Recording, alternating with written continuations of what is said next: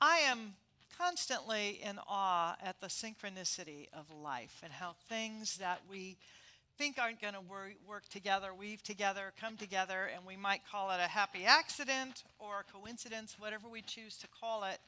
I don't really believe in coincidences, and I really don't want to believe in accidents, but the fact that here we are today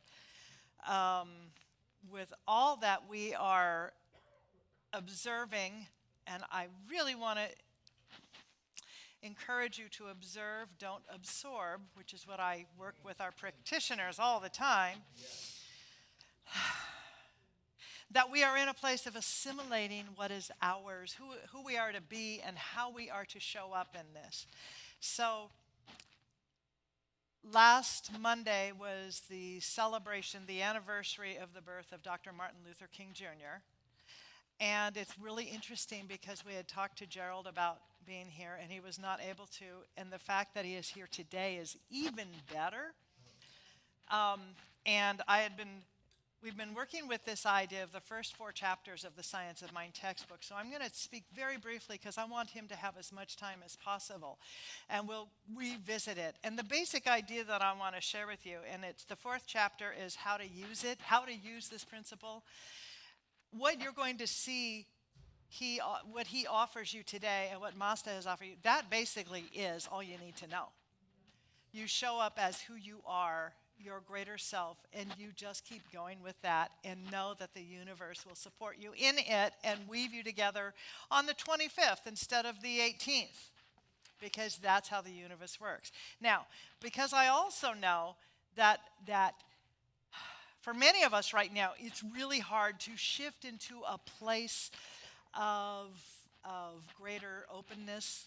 Many of us are feeling like we are like this, like closed up. You know, I love poppies, and they close up when the sun goes down. They open up when the sun comes up. So I just want to give you some assists to open up. Okay. Announcements. These were in actual church bulletins. The church will host an evening of fine dining, super entertaining, and gracious hostility.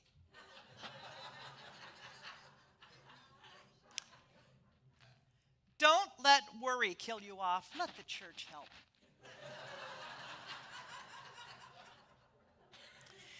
The sermon this morning, Jesus walks on the water. The sermon tonight, searching for Jesus.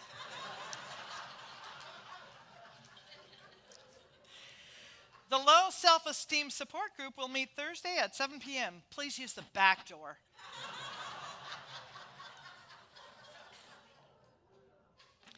The associate minister unveiled the church's new tithing campaign slogan last Sunday. I upped my pledge, up yours.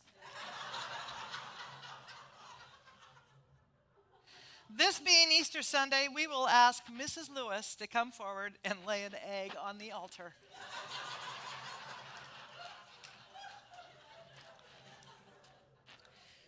Gerald Rivers is going to come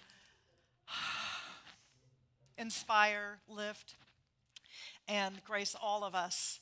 He has been known for some time as the voice of Dr. Martin Luther King Jr. He is... his resume, you can read about it online. I don't want to waste any time with that. Well, it's not a waste because he's powerful, powerful, powerful. But let's just invite him up here. Give it up for this man, Doctor, I just promoted you, Dr. Gerald Rivers. Thank you. There's water there for you. Okay, sir. All right. And turn off your cell phones. First, giving honor to God, who is the source of all my strength, all that I am, all that I ever was, and all that I could ever hope to be. I just want to say good morning to all of you. And to let you know what indeed an honor, a pleasure, and a privilege it is for me to have the opportunity to stand before you. Man, there's a lot going on. And I think it is all in perfect divine order I'm going to raise this up that just a I'm little. here today as opposed to last week. I will share with you that I was in Woodland Hills, and the folks out there were commemorating the 65th anniversary of when Dr. King came to the Woodland Hills Community Church. Wow. And I got a chance, it was 65 years almost to the day. And I got a chance to stand in the pulpit where he stood. And they don't use that pulpit anymore. So it was sort of this sacred space in the corner, and it had a little bench for him to sit down. And it was such a profound experience to be there and to deliver the sermon that he delivered from that pulpit in that church almost to the day. And it moved me. It moved me. I'm so grateful that the folks over here were willing to work with me so we could work that out. And then to be here today with Masta. Masta and I go way back.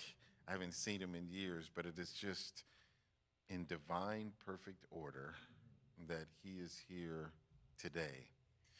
I want to talk just a little bit. I just want to say we need each other. Sometimes in New Thought and even in traditional religion, there is this tendency to feel like I don't need anybody. It's me and God. We can work it out. I just want to dispel that misnomer this morning and say that we need each other. And all we have to do is look around a little bit and we will be reminded how much we need each other. Now, I get and I know that we are spiritual beings having a human incarnation, and that we're, for the most part, doing the best we can under the circumstances at the time that we are living in. I like to describe us as humanoids because I know that we're human, but we are truly spiritual beings having a human incarnation. And sometimes that is a difficult path to navigate. We want to be spiritual. We want to live on the spiritual plane, and yet we find ourselves dealing with the minutia of the day-to-day of our own lives, of all the stuff that happens in the world. But we're not in it alone. We are here, and we have to navigate the journey that we are on right now. There is no happenstance, no coincidence. We are where we are right now because that's where we're supposed to be. The truth is, that's where we need to be. And we are always placed in a situation for the greatest potential for growth. This is not a stagnant universe. It is an ever-expanding universe. Everything from the ocean floor to the cosmos itself is always expanding, scientifically proven. It is always expanding and making more room for itself. And in trying to understand the universe and this great cosmos in which we live, I grew up in the Missionary Baptist Church, and I had one question that plagued me in this traditional Christian religion, and it was a Bible quote that was Genesis 1:1. And it simply said, "In the beginning." Now, as a child, I couldn't help but wonder, in the beginning of what? If the God that we know is all-knowing, all-powerful, been here forever, throughout time and all eternity, was he just sitting in the dark as a blob of nothingness or no thingness with no form, and then was inspired to create? And if that is true, what was the impetus that made him create everything, him or her? And I was a kid, and I remember going to the deacons at the church and saying, "Can you guys help me with this?" And their response was, that's the devil making you question God. Oh, jeez. And what they didn't know was that would send me on a quest to find answers for myself. Because the book that I was reading also said, lean not upon your own understanding. So I began as a small child finding room to meditate, finding room to just be quiet and still and not ask for anything. I actually learned to fast as a child because there were certain foods I didn't want to eat. And my mom and my grandmother would say, you're going to eat that or you're not going to eat anything else in this house. And for days, I would practice not consuming food because, but what I discovered in that time was this biblical text that said, man does not live by bread alone, but by the words that come forth. So this idea of God being this all-knowing, all-powerful, all everything, sitting in the dark as a blob of no thingness, and trying to understand what made him or her and her decide to create everything. And it wasn't until decades later that I came to an understanding that satisfied me, and it was consciousness. That at some point, this being, this entity, became conscious of itself and decided to multiply by the way of division and divided itself by itself so that it could look at itself, so that it could appreciate itself more. That is the creative process. That is this thing that we emulate. And then when you look at nature and literally at the human body, when it begins to form inside of the mother's womb, it is a single entity that then divides itself by itself so that it can appreciate and love itself more. Each of us are individual creations, divinations of the one. There is no true separation. We're all the same one. We've just divided ourselves by ourselves so we could appreciate ourselves more. And I'm going to tell you something. When we came to this plane, we agreed to forget. I'm going to tell you what I mean by that. By forget, we were willing to forego our past and things that we knew in order to get something that we didn't think we had yet. Y'all still with me? We were willing to forget so that we could ultimately remember, rejoin with the one. So we are willing to divide ourselves from ourselves so that we could appreciate ourselves more. This process of multiplication by division is proven in every area of science, nature, and history. There's something known as the Fibonacci series, and it begins with a zero. This no thing, this nothingness needs to be able to appreciate itself, so it divides itself by itself and looks at itself and sees that it is one. And then it adds itself to itself, and it becomes two. And then the one adds to the two, and it becomes three, and the three adds to the two, and it becomes five, and the five adds itself. I don't want to get too deep in the physics, but the five adds itself to the three, and it becomes eight. And this series is replicated throughout all of nature. Every leaf, every tree, and literally the human body is a representation because we only have ones, threes, and fives. We have the one and one, make two, we have two hands. We have the two and one, makes three, and there are several areas of the body that are literally in threes. One of them is the brain. One of them is muscle itself. It's a minimus, a maximus, and a medius. Three. There's all ones, threes, and fives. So all of life is replicating the power of creation. And it's reminding us that we have only divided ourselves by ourselves to better appreciate and love ourselves and the oneness that we truly are. What that also means is when you came here, you made an agreement to forget, but you told your friends on the other side, when we get down there, we're going to get together and we're going to help each other. Some of us forgot that we weren't going to recognize each other when we got here, and we showed up and somebody was working on our last nerve, and it's because we asked for them. And every single individual and experience that we have and encounter is for our greatest potential for growth and expansion.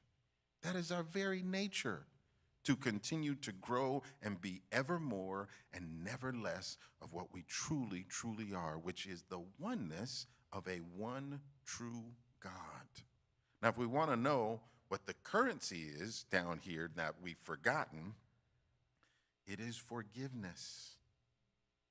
That is how we grow. That is how we expand, because not doing that is a contraction. We are withholding. We are holding in, most of the time, love. And I say this everywhere I go. When I talk about forgiveness, I'm not talking about waiting for somebody to say, I'm sorry, I really did something horrible. And then we go, okay, I can forgive you. That's not forgiveness. That's a negotiation. Forgiveness is giving someone something they have not earned or deserve. Yeah. It is truly giving forward. Yeah. It is advancing consciousness. Because the truth is, if that person who has quote unquote wronged you really understood their connection to divinity and to the oneness that is, they wouldn't have done it. They didn't know. And we have to be guardians of consciousness and hold space for them when they can't hold it for themselves. We have to forgive everybody. And if you're having a hard time with that, practice by starting on yourself. Because there's something that many of us have not forgiven ourselves for, and as a result, we're withholding love from ourselves, and we're preventing ourselves from being all that God has designed and meant for us to be. Let it go. Today. Like the kids singing the song, let it go, let it go. Let it go. You're holding on to something and withholding love from yourself and others, and you are literally coursing toxic chemicals through your own spiritual body. And the person that has offended you is not thinking about you. They have gone on to upset somebody else. And here you're holding on to this angst, to this anxiety, to this tension in your chest and in your physical body that is causing you pain, and they are not giving you a second thought. Let it go. And you don't have to call them and say, you know what? I forgive you for all the horrible things that you did. You just have to forgive them in your heart. And I promise you, the next time that you see them, your experience with them will be different because you are different. The eyes with which you see them shall be different. So we need each other. Yeah. We need each other. And sometimes we need to let go of stuff so that we can have each other. I work with a group of young people drumming, and the group's called the Peace Players, and they go all over the place, and they do drumming at festivals and churches and concerts and parades and various events. And the group was recently acknowledged by the state legislature and Congress for their continued contribution of promoting peace, love, and positivity through music. And the kids, I empower them to vote on who the new members of the Peace Players will be. And what I say to them is sometimes they join us because we need them. And sometimes they need us. And that's true for us. Sometimes we're with other people because we need them. And sometimes we're there because they need us. We need each other. And this, I know I got to get to the thing that you guys all want to hear, but I needed to say that first. We need each other. I can never be all that I am to be until you are all that you are to be. And you can never be all that you are to be until I am what I ought to be. That's the way the world is made. It's called the interrelated structure of reality. There is no separation. There's only the perception and the illusion. So let us today remember who and whose and what and why we truly are. And without any further ado, here are some of the words of the late, great Reverend Dr. Martin Luther King Jr.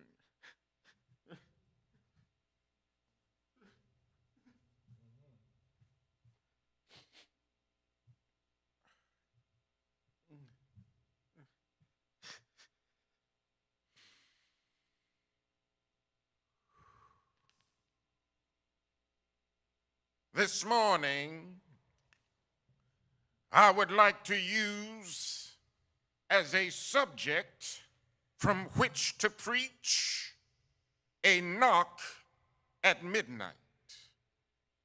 A knock at midnight. And our text for the morning is taken from a very familiar parable of our Lord and Master. And he said unto them, which of you shall have a friend, and shall go unto him at midnight, and say unto him, friend, lend me 3 loaves? For a friend of mine has come to me, and I have nothing to set before him. And he from within shall answer and say, trouble me not. My door is now shut, and my children are with me in bed. I cannot rise and give thee. But I say unto you, though he will not rise and give him, because he is his friend, yet because of his importunity, he will rise and give him as many as he needeth. Now, this is a parable dealing with the power of persistent prayer. One of the things we always notice about the parables of Jesus is that although they are usually told to get over one basic point, you can usually find in every parable of Jesus great facets of thought not intended as the main idea. As I look at this parable, I can see within it a basic outline, a basic guide, dealing with many of the problems that we see in the world today and the role of the church. Now, the first thing we notice in this parable is that it is midnight. It is also midnight in our world today. We are experiencing a darkness so deep that we can hardly see which way to turn. It's midnight. Midnight in the social order. You know, the Middle Easterners will have the headlines and then somebody else will have them, but there's also other wars going on all around this world. And don't let anybody fool you. They can drop a nuclear bomb and then another one's going to drop, and don't let anybody fool you. This could happen right now. They have bombs in Russia and China right now that can destroy a city as big as New York with everybody wiped away and every building. And we can do the same thing to Russia and China. All of this is indicative of the fact that it is midnight in the social order. It's midnight in the moral order. And you know, midnight is a time when all moral values lose their distinctiveness. And everything becomes merely a dirty shade of gray. In the sense of the moral order, midnight is a time when all moral values lose their distinctiveness. And so, for so many of us today, there's nothing absolutely right Nothing absolutely wrong. Just a matter of what the majority of people are doing. We used to have this survival of the fittest. But now men and women are living by the survival of the slickest. Nobody's interested in obeying the 10 commandments. Everybody's busy trying to obey the 11th commandment, thou shalt not get caught. According to this tragic philosophy, it's all right to lie, but just lie with a bit of finesse. It's all right to exploit and rob, but be a dignified exploiter, so that when you do it, it becomes embezzlement rather than just stealing. It's all right even to hate, but just show hate in the garments of love and make it appear that you're loving when you're actually hating. Just get by. This tragic moral laxity, this tendency to be caught up in the chains of conformity is destroying the souls of our nation, the soul of the world, and so many individuals. It's midnight in the social order. It's midnight in the moral order, but it's also midnight in the psychological order. People today are more worried, more frustrated, more bewildered than in any period of human history. The psychopathic wards of our hospitals are full today. So many of us find that clouds of anxiety are floating in our mental skies. Young people today don't know where to turn. So it's midnight in the social order. It's midnight in the moral order. It's midnight in the psychological order. But so is in our world. In the parable, the deep darkness of the midnight is interrupted by a knock. The parable talks about this man in search of 3 loaves of bread, spiritual bread. In our world today, men and women are in search of 3 loaves of spiritual bread. They want the bread of faith. So many people have lost faith in themselves. They've lost faith in their neighbor. They've lost faith in God. And so they find themselves crying out, Lord, I believe, but help thy mine unbelief. They want the bread of faith. And then there is the quest for the bread of hope. Everybody wants this bread. Everybody needs it. When you stop hoping, you die. And yet so many young people have lost hope. They have become cynical. They see all of the problems of the world, and they see that there's nothing really to look forward to except giving one's life maybe in something very futile. They look around and they lose hope. So many find themselves crying out with the philosopher Schopenhauer that life is an endless pain with a painful end. So many find themselves crying out with Shakespeare's Macbeth that life is a tale told by an idiot full of sound and fury signifying nothing. So many find themselves crying out with Paul Laurence Dunbar, a crust of bread and a corner to sleep in, a minute to smile and an hour to weep in, a pint of joy to a peck of trouble, and never a laugh, but the moans come double, and that is life. They look around and they lose hope. And then there's a quest for the bread of love. Everybody needs this bread. We need it in 2 ways. First, we need to learn how to love. The great problem in the world today is still that there's too much hatred around. In America, the white man must love the black man, and the black man must love the brown man, and the brown man must love the yellow man, and the yellow man must love the red man, because we're all tied together. We can't keep having all of these problems all over our nation. We can't keep having riots and protests every summer in our cities. And our country has enough money to get rid of racism and to get rid of poverty, and we've got to come to see one thing: we're in America and we're here to stay, and we got to learn how to live together, because we ain't going nowhere.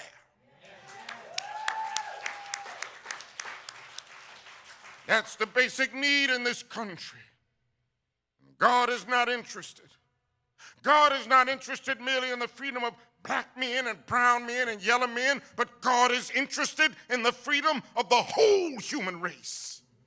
The creation of a society where all men will live together as brothers. And so today in the midnight hour, I see men and women by the thousands running toward the church of God, trying to find the bread of faith, the bread of hope, and the bread of love. I have to say to the church, keep the bread fresh. One day, some young person is going to come by here and they're going to be distraught and they will have sought security in the nightclubs and in alcohol and in their promiscuity. Keep the bread fresh. Someday, some old person is going to come by here in the twilight of life, and they're going to be concerned about health and death. Keep the bread fresh. If we can do this, we will be the participants in a great building process. And I know it's dark sometimes, and I know all of us asking, how long will we have to live with this system? How long will prejudice blind the visions of men, darken their understanding, and drive bright-eyed wisdom from her sacred throne? When will wounded justice, lying prostrate on the streets of our cities, be lifted from this dust of shame to reign supreme among the children of men? Yes, when will the radiant star of hope be plunged against the nocturnal bosom of this lonely night? Pluck from weary souls the manacles of death and the chains of fear. How long will justice be crucified and truth buried? How long? I can only answer this morning, not long, because truth crushed to earth will rise again. How long? Not long, because you still reap what you sow. Yep. How long? Not long. Because the arc of the moral universe is long, but it bends toward justice. How long? Not long.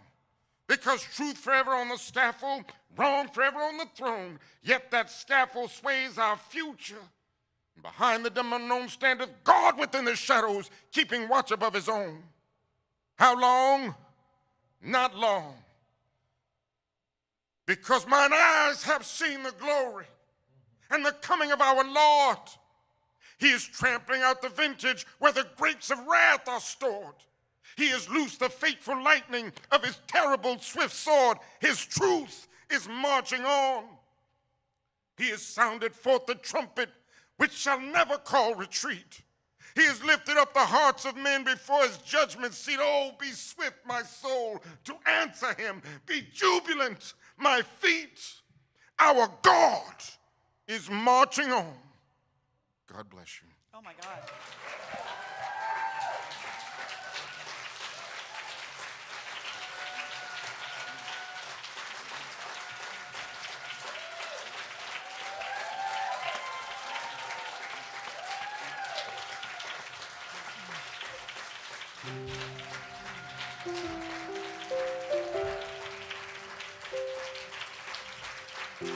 I got you. I got you.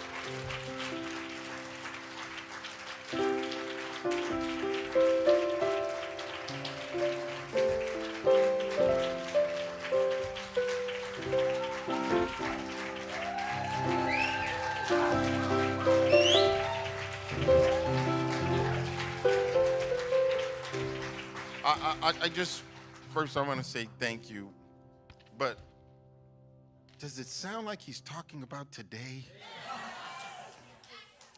That's because, one, he was a prophet, and two, there really is no time.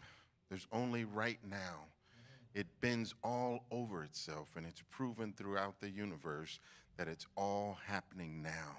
And if that's true, we have a chance now to do better. Peace.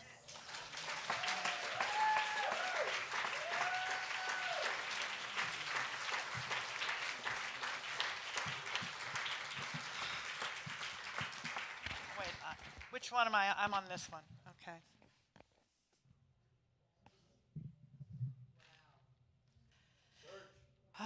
church. I want to offer a prayer as we normally do go into prayer. Thank you for giving me a new rhythm to my talking, by the way. And I have this printed out, and it's on the table. It was written by a friend of mine, Reverend Dr. David Alexander, who does lots of work in the field and the realm of equity. And it will stand as the prayer for this time right now. And if you want to take it with you, please do. Get a copy when you are out on the stage. Later we will, or when you're out on the patio. You can come to the stage too, but it'll be out there. And we will upload it as well to the website. Marianne Williamson has invited the country into prayer. Every night at 6 o'clock on the West Coast for 1 minute, 9 o'clock on the East Coast for 1 minute. I'm going to invite us to be longer, 6 o'clock for perhaps 5 minutes, and I'm going to invite you to use this prayer or your own in order to center, because when we are together in knowing the truth of oneness and peace and declaring it, it's not just ourselves, because we are in this collective. It is that we are reaching out and touching others and lifting the vibration across this planet. So I invite you to close your eyes if that makes you comfortable. And here is our prayer for today. There is one presence, one life, one infinite intelligence moving through all things. That presence is love, steadfast, creative, unafraid. And in this moment, we consciously anchor ourselves in that love. I know that no one stands outside of divine care. No body is disposable. No life is unseen, and no courage goes unnoticed. I affirm protection, not as escape from danger, but as the active intelligence of spirit guiding every step, every decision, every breath. I declare safety for those who have gathered in Minnesota today. I declare safety for those who have been arrested. We declare safety for those who remain vulnerable in their homes, their communities, their fear. I know that love is not passive. Love organizes. Love resists harm. Love stands in bitter cold and does not retreat. I affirm that fear does not have the final word. Violence does not get to define this hour. Violence does not get to define this hour.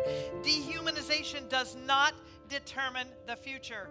Where there are forces that rely on intimidation, I affirm a greater force rooted in conscience, solidarity, and moral clarity. Where there is cruelty, I affirm courage. Where there is power misused, I affirm truth that cannot be silenced. I bless every body on the ground today with calm, clarity, and inner steadiness. I bless every heart with a resilience that does not harden. I bless every voice raised for justice with endurance and wisdom. I know this. Love is already at work, moving through the brave, strengthening the weary, surrounding the frightened, and awakening what has been numbed.